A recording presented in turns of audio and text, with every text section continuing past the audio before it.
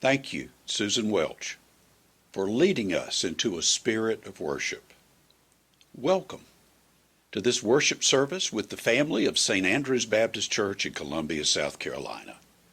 I'm Pastor Dee Vaughn. On behalf of our staff and our members, we're delighted that you've chosen to share this time with us and to share it with the Lord.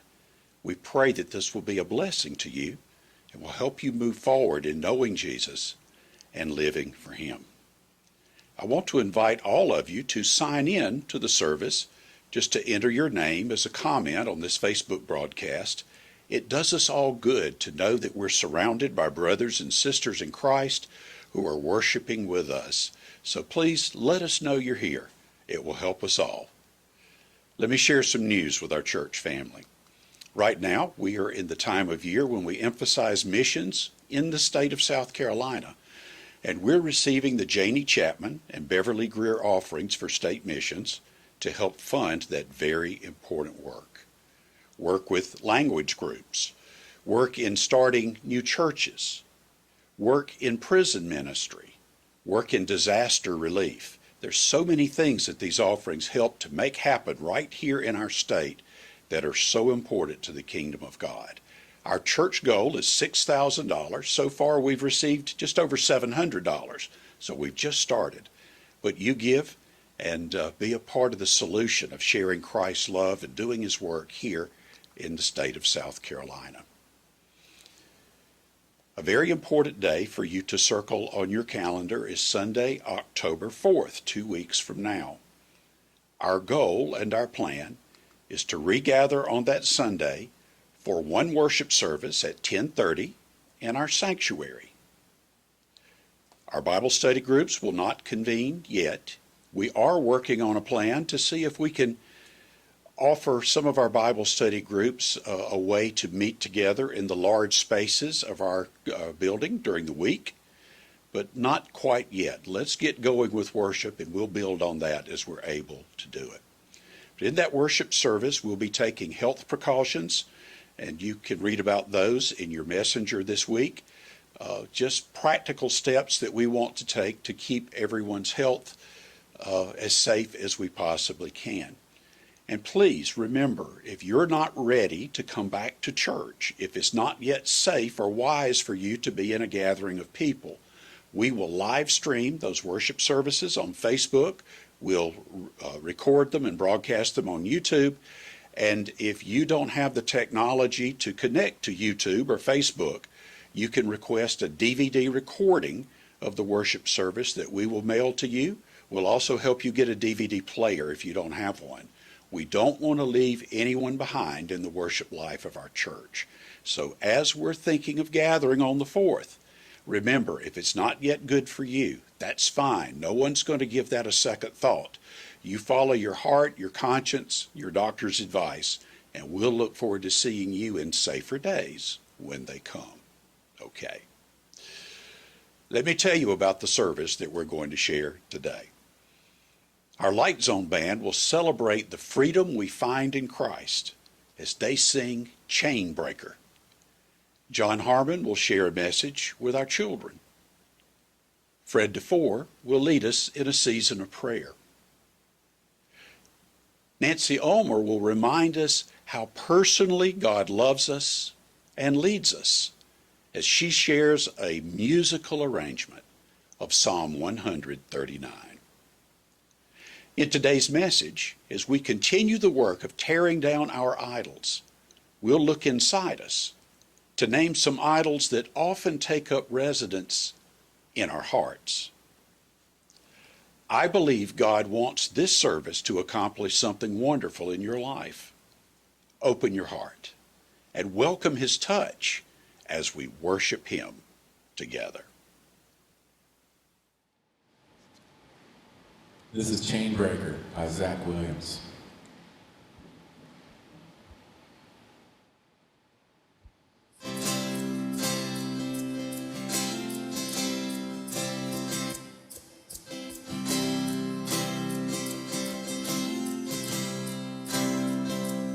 You've been walking the same old road for miles and miles. You've been hearing the same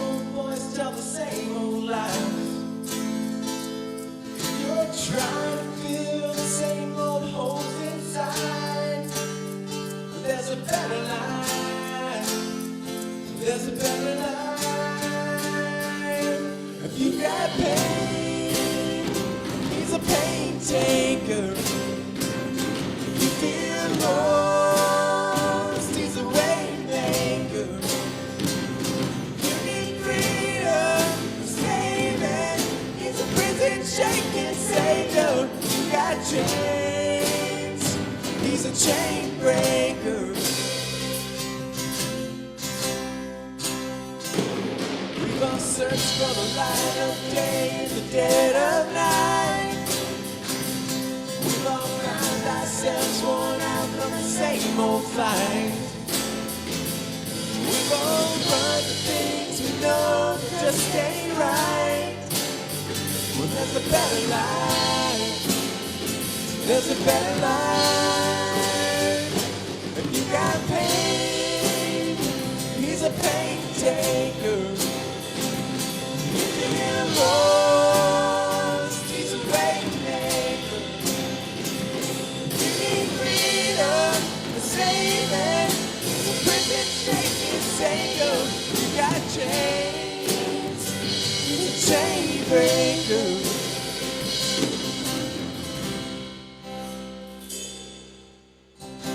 If you believe it, if you receive it, if you can feel it, somebody testify. If you believe it, if you receive it, if you can feel it, somebody testify, testify.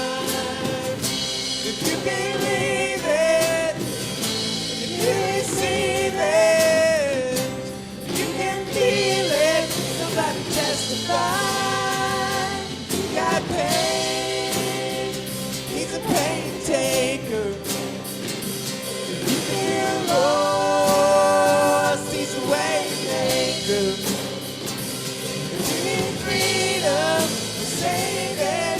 He's a prison shaking savior. You got chains, he's a chain breaker. You need freedom, save it. He's a prison shaking savior. You got chains, he's a chain breaker.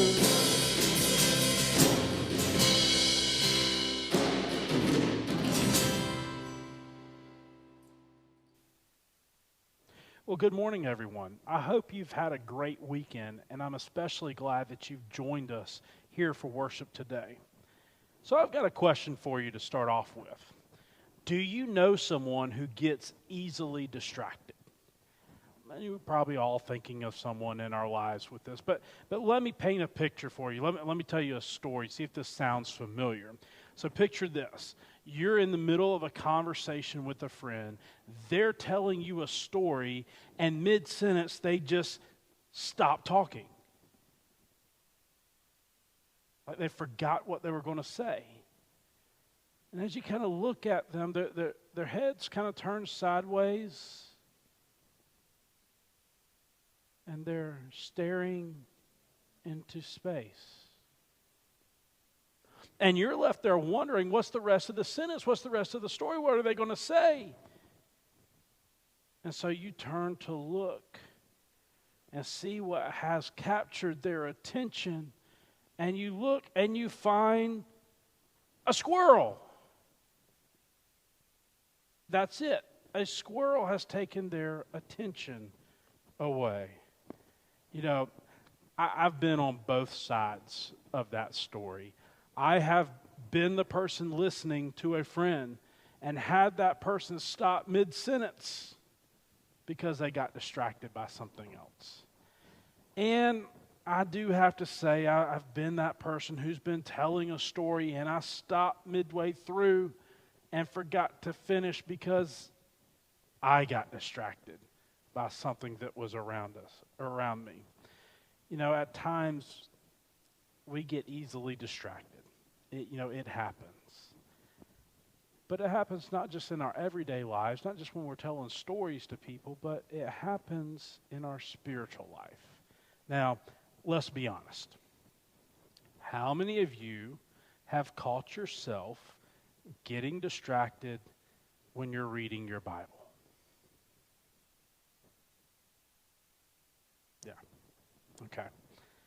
Now, one more. How many of you have caught yourself getting distracted when you're praying? Yeah, I have to say yes on that one too. You know, it happens to us. We get distracted. And sometimes we get distracted by the things of our lives. You know, there are times where we allow our sports or our schoolwork or even our activities of life, we allow those things to take up so much room in our lives that we lose our focus on Jesus and we forget to spend time with him. Hebrews chapter 3, verse 1, it tells us this. It says, "Holy brothers and sisters, God chose you to be his people. So keep thinking about Jesus. We embrace him as our apostle and our high priest." So this verse here, it reminds me to keep my focus on Jesus and to not let the squirrels of life take my focus away. Would you pray with me and let's ask God to help us do that? Let's pray together. Father God, we thank you for today where we can worship together. Father, we thank you that you have sent Jesus into our lives so we can have a relationship with you. Lord, we have so many great things that go on in our lives, and we thank you for them. But Lord, help them not to be a distraction. Help us to keep our focus on Jesus. Help us to remember to spend time with you every day. We ask this in Jesus' name. Amen. Would you pray with me? Oh God, we gather in many different places this morning, but we gather with one purpose, to praise you. We come giving thanks and offer ourselves and our lives anew to you. For you are the giver of all good things. You are Creator God. You sustain us through the valleys of our lives. You are the God who restores.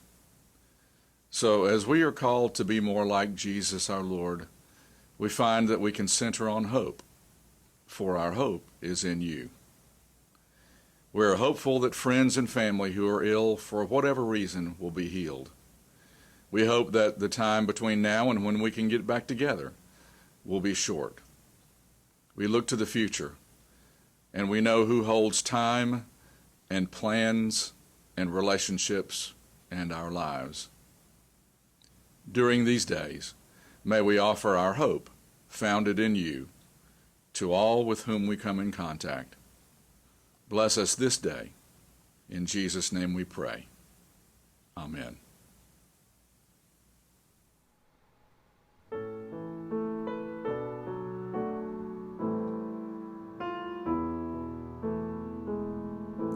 Oh Lord, you know me. You know my thoughts. You light the path along my way. If I should ever try to hide in the dark, your night shines brighter than the day, and it's too glorious, too wonderful to know that I am always in your heart wherever I go. In the morning wind or on the raging sea, you are always watching, loving, guiding me.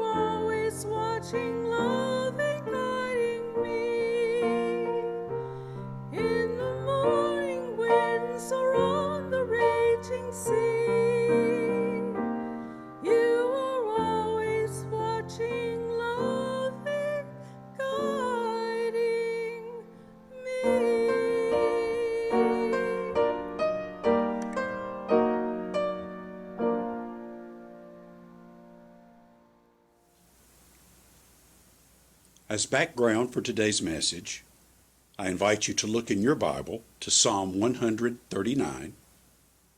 Psalm 139, verse 23. The psalmist writes, "Search me, O God, and know my heart. Test me, and know my anxious thoughts. See if there is any offensive way in me, and lead me in the way everlasting." When I'm working on something important, I need to work in a quiet place. I'm easily distracted by extraneous noises, so I make an effort to eliminate them whenever possible. I was sitting at my desk one day, writing a sermon of all things, when I noticed an annoying, high-pitched squeal. The sound reminded me of sounds I'd heard from electronic devices, so I took a quick inventory of the gadgets in my office to see which one I needed to turn off or maybe even replace. But the noise didn't seem to be coming from any of them. I've heard fluorescent light fixtures make noise, so I switched off my lights to see if the sound would turn off with them. It didn't.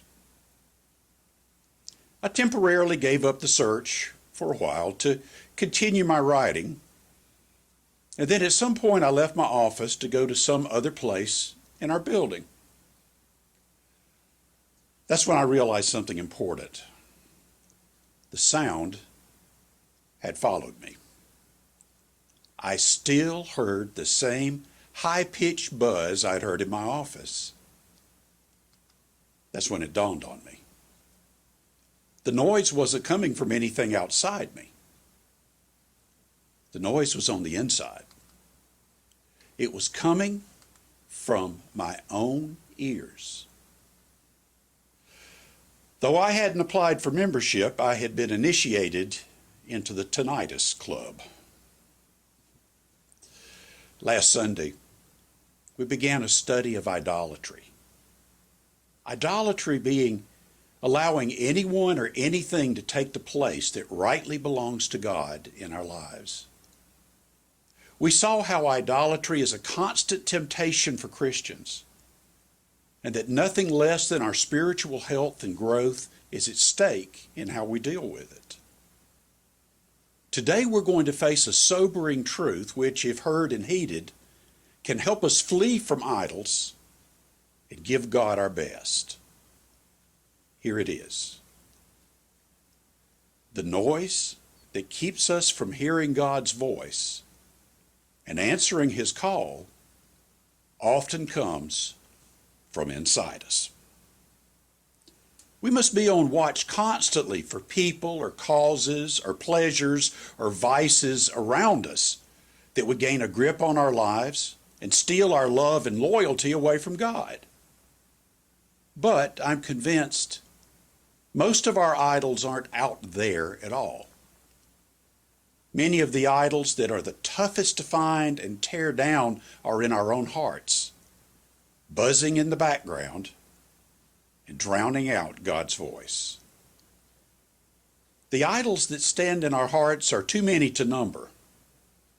But today I want to name 4 that I believe stand in many hearts and come between us and the love and life God wants us to know. The first I want us to search for is the idol called approval. One of the things we most miss about being together as a church is the chance to see our children lead us in worship. You've seen it many times. Little ones process to the platform steps, take their place, then scan the congregation to find their cheering section. They want to tune in to the love and support and approval of the people who most matter to them. Children want and need our approval. Nothing wrong with that. The problem comes when a person doesn't outgrow that need and lives for the approval of others. Some guide their lives only to please their parents. Others live for the approval of friends. Pleasing the boss or co-workers or spouse is the mission of many lives. The addiction to approval can even be seen in the church. The pastor stands at the door after the worship service. Church members file by to speak. Good message, Pastor. Great sermon today. That spoke to me. One of your best. Good morning, Pastor. And the pastor wonders, why'd he say that? He didn't like the sermon? Is he angry with me about something? Maybe I need to stop by for a visit. We can laugh at our need for approval, but underlying it is a deep spiritual issue. The one whose approval you live for is your God. Said another way, if you live to please anyone more than you live to please God, you've made that person an idol. Paul gives us the mission of a Christian's life in 2 Corinthians 5:9 when he says, our only goal is to please God. This doesn't mean that Christians ignore the needs of family or run roughshod over the feelings of others. If your goal is to please God, then you will be a loving spouse, an attentive parent, a faithful friend, and a good neighbor. But when the expectations of others come into conflict with the call to follow Jesus, we must say no to lesser things so that we may say yes to him. When my brother, Barry, was a young child, his T-ball team underwent a coaching change mid-season. The new coach, who'd attended all the early games of the season as a parent, had noticed that these 6- and 7-year-olds had great difficulty running the bases. These little players didn't know whether to stay on base or try to run to the next one when the ball was hit. The problem was that when the ball was hit, these poor youngsters heard a cacophony of voices from the stands, often giving them conflicting advice. Stay put, run, wait to see if they catch the ball. I saw some of those little boys stand petrified because they didn't know which voice to trust and obey. The new coach, a very wise and caring man, established a new team rule. When you're on base, you listen only to me. I'll tell you whether to run or stay put. Don't listen to anyone else. As long as you live in this world, you'll hear many voices wanting to tell you what to think, how to live, who to love, and how to choose. But if our hearts are free from idolatry, if we grow beyond the need for approval that so easily takes over our lives, then we can live as Jesus said his people can live. He said it in John 10:27. My sheep listen to my voice. I know them, and they follow me. We can live that way if we tear down the idol of approval. Here's a second idol that takes over many hearts. Addiction. Addiction is repeatedly using a substance or behavior to escape the way you feel, no matter who it hurts or how much. Now, addiction is too large and complex a topic to cover in one point of a sermon, but I name it today because it's among the most common and most devastating idols that take over a human heart. Though addiction comes in many forms, drugs and alcohol, gambling and shopping, smoking and video games, they all have this in common. An addiction takes control of your life. It becomes your master. It becomes what you worship. And as the Apostle Paul warns us,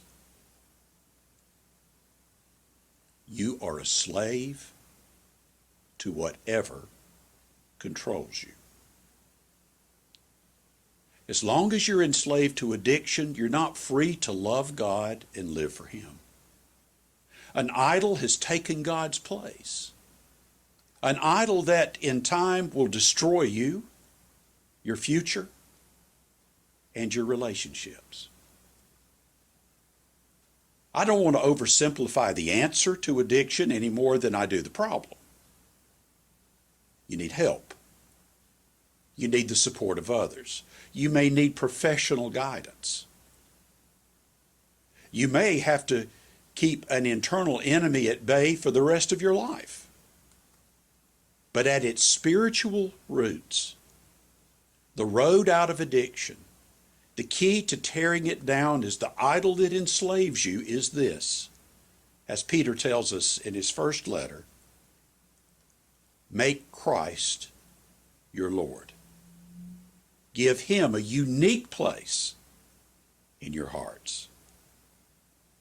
If anything other than Christ is controlling your life, you have an idol in your heart you need to tear down. Let me name another. Hurt. One of the churches I've served was publishing its church history. Some people suggested that we meet with a lady in our community who, they said, knew our church's history as well as anyone. But when they told me her name, I didn't recognize it. I didn't think I'd met this person. When I confessed my confusion over the fact that the person with the best knowledge of our church's history hadn't been to church during my tenure as best I knew, the group told me a story. In the 1960s, that church had voted to relocate from their downtown location, boxed in between the main street and the railroad tracks, in a worn-out building that shook and creaked when the train came by, making so much racket the service stopped until the train passed. Some people didn't want to move. That building had meant so much to them that they fought that decision every step of the way, even taking legal action to prevent the church from moving a mile to the edge of town. This lady was among those who had opposed the move. When the church moved, she did not go along. Now she had stayed at home for nearly 30 years, sitting on the sidelines of God's work because she felt hurt by her church's decision. Edna agreed to help us publish the church history. I sat in several meetings with her and grew to appreciate her great intelligence and her amazing knowledge of community history. But I learned that nothing was going to change her mind about coming back to church. She'd been hurt. And as far as she was concerned, the church would serve a life sentence of her absence. I don't take the hurts you've suffered lightly. I've been through times that left me wondering if my heart would ever heal. I have scars on my heart I see and feel practically every day of my life. So I won't insult you by suggesting that you can make your hurts instantly or magically go away. But I am saying, with no less sincerity or concern, that we dare not let the hurts we've suffered become an idol that keep us from living for God.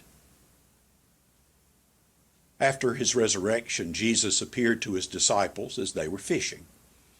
He especially reached out to Simon Peter, who, despite his big promises, denied even knowing Jesus when the moment of testing came. Jesus called Peter to feed his sheep, to care for his people. And he told him plainly that what Peter did for Christ would come at a great personal cost. He would, in time, Jesus said, lay down his life. Peter responded by doing a very human thing. He looked around him, saw John the Apostle, and asked if his work for Jesus would be so demanding and so costly. But listen how Jesus answered in John 21, verse 22. Jesus answered, "If I want him to remain alive until I return, what is that to you? You must follow me. No matter what you suffer, no matter how mistreated you feel, no matter how easy life seems for those around you, you still must follow me. Any hurt that keeps you or me from answering that call has become an idol. With great effort, you must move it out of the way and let God be God again. I want to name one more idol that stands in many hearts. Sin. I was leading a study and support group for people who were dealing with the pain of the past. As we began what we knew would be one of our last sessions, Janet, we'll call her, asked if she could have some time to talk to the group. I sensed this was very important to her, so I welcomed her to share. She said, "I've struggled to believe that God loves me, or that other people would love me if they knew what I've done. I want to tell this group something even my husband doesn't know. When I was very young, I got involved with a young man, was careless, and became pregnant.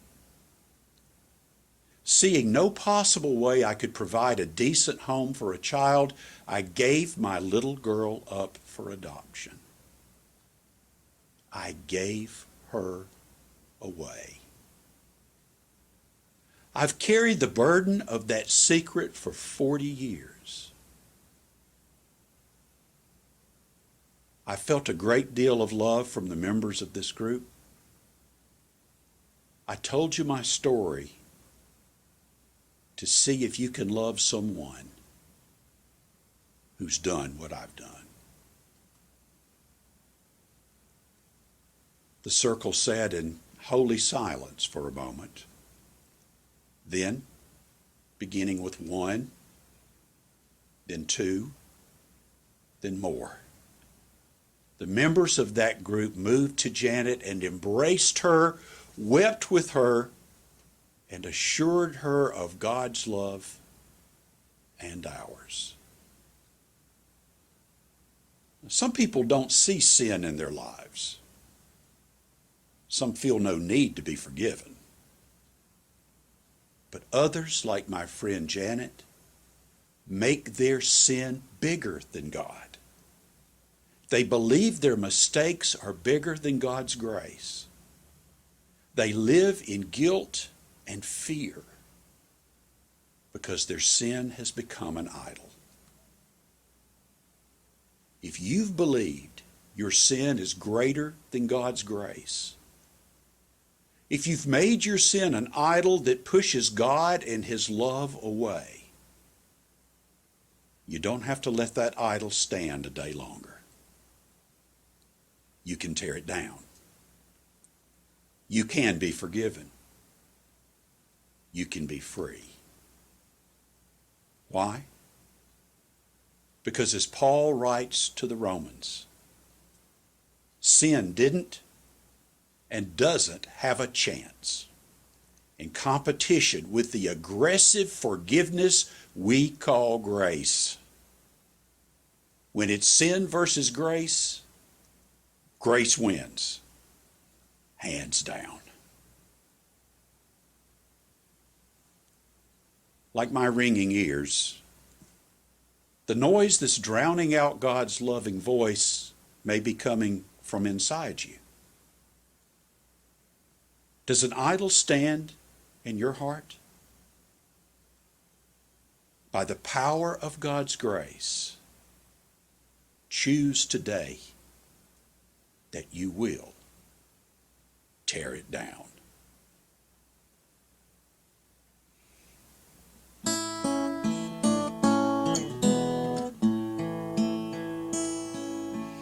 All to Jesus I surrender, all to Him I pray.